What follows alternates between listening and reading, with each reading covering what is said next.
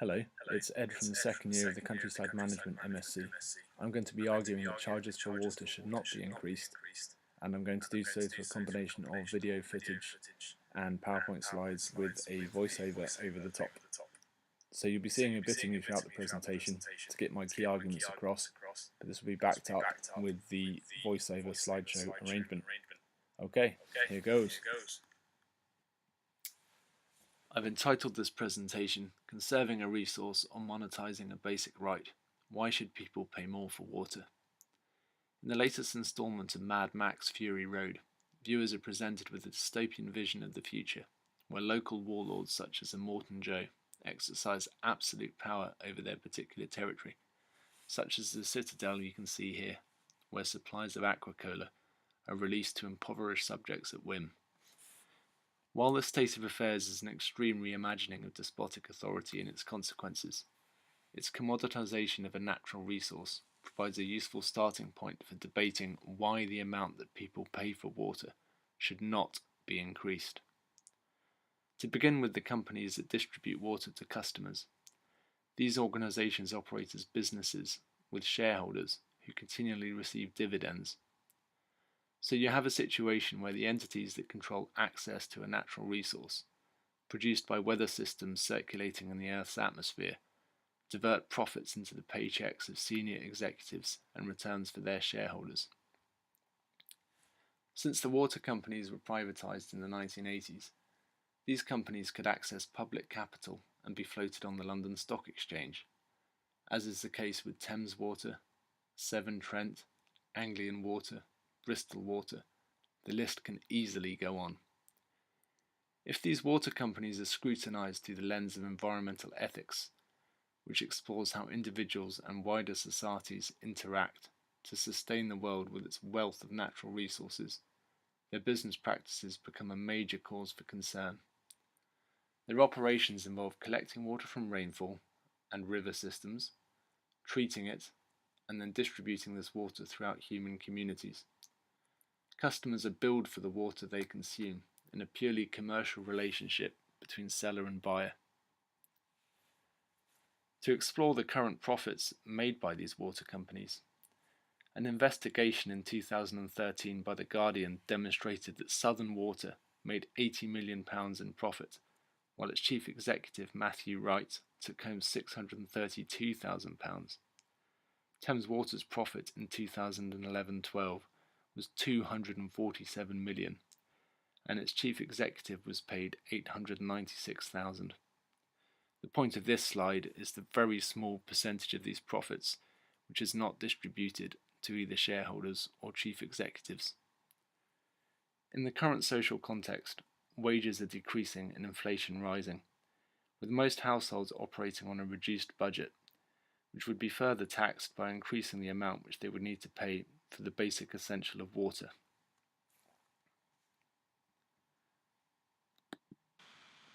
So I'm not challenging whether people should pay for their water usage. A proportionate, balanced cost which encourages a sustainable and considered use of water is important. But increasing this fee when the companies which provide this water are already banking healthy profits would only result in larger paychecks for chief executives and dividends for shareholders.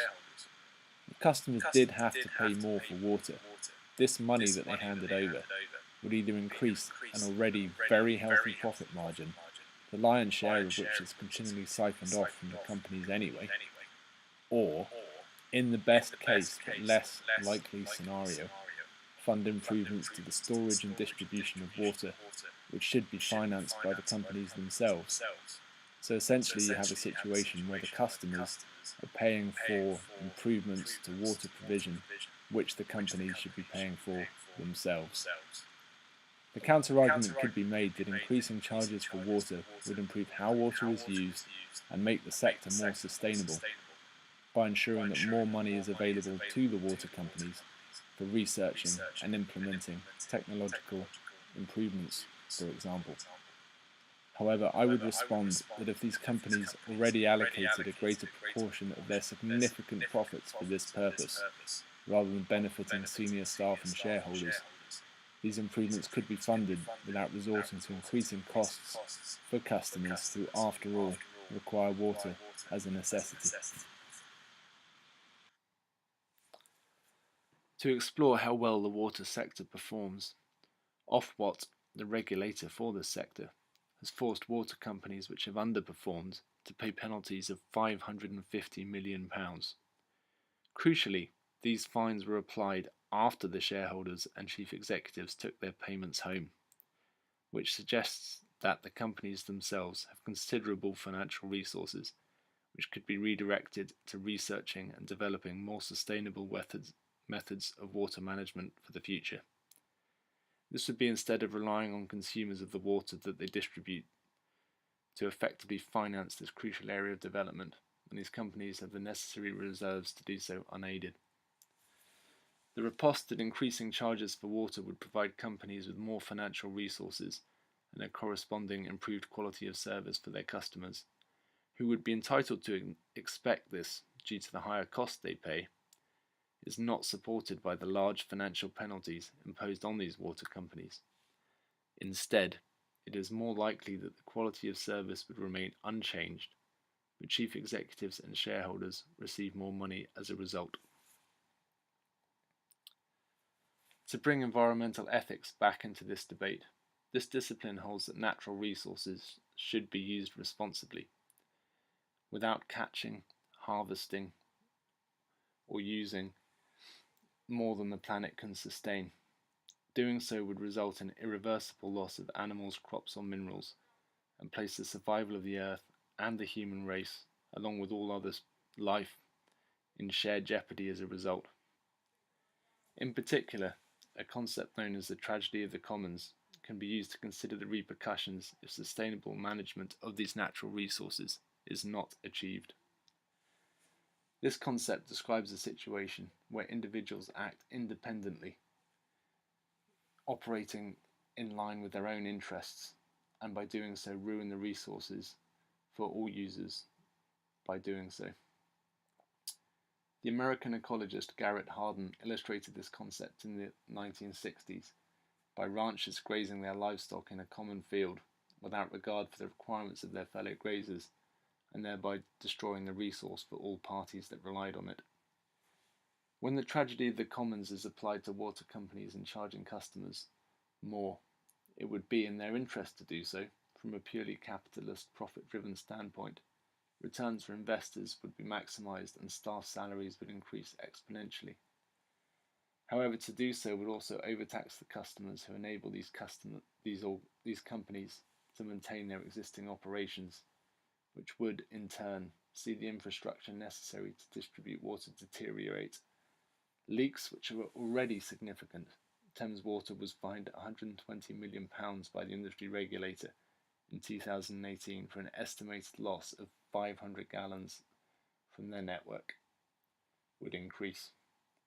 A natural resource would be misused even more than is currently the case. Negative impacts on human communities and the natural world would escalate, from damage to properties, contamination, and reduced water level in rivers, which Environment Agency monitoring has already shown to be far lower than it should be. To sum up my arguments and conclude this presentation, a considered and proportionate approach to managing water as a natural resource is really important, but managing the costs required to distribute this natural resource on a massive scale are equally significant. The customers are only one element within a wider network of water companies, governments, and other organisations. To target this one component of a very complicated moving picture is a very bad idea in my view, and I hope my arguments have managed to demonstrate some of the pitfalls and potential repercussions of doing so. Thanks.